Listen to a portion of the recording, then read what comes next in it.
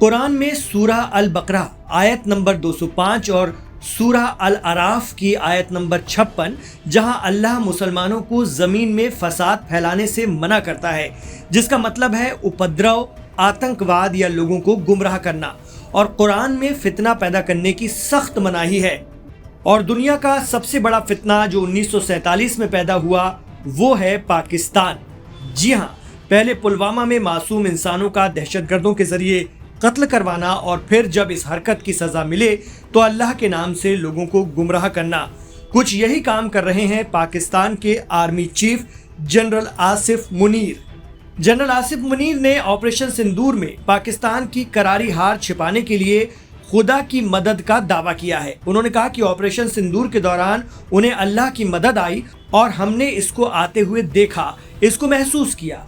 पाकिस्तान के सेना प्रमुख फील्ड मार्शल आसिम मुनीर लगातार ऑपरेशन सिंदूर को लेकर बयान देते नजर आते हैं।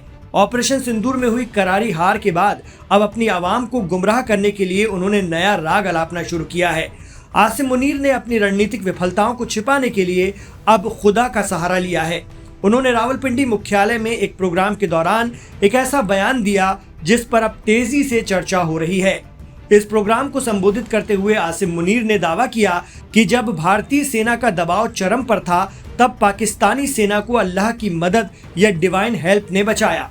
उन्होंने कहा कि अल्लाह की मदद आई और हमने इसको आते हुए देखा, इसको महसूस किया। जानकारी के मुताबिक आसिम मुनीर का वायरल होता वीडियो पाकिस्तानी मीडिया रिपोर्टों के अनुसार 10 दिसंबर का है, जिसमें मुनीर को भारत के साथ मई में हुई जंग का जिक्र करते हुए धार्मिक प्रतीकों का सहारा लेते हुए सुना जा सकता है।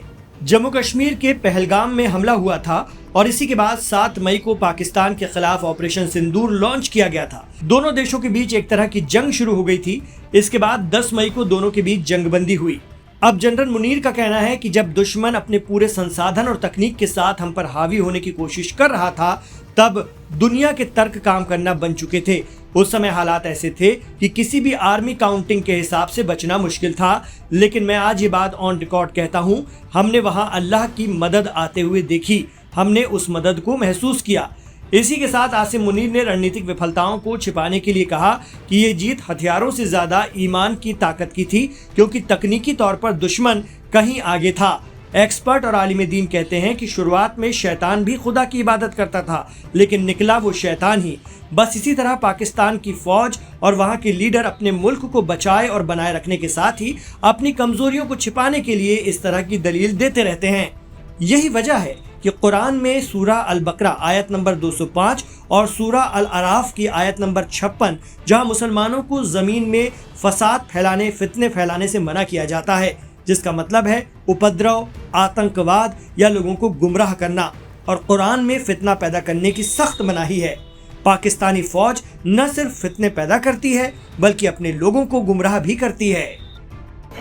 Agent Saddam, he visited us in Pakistan, and that has actually triggered the revival of the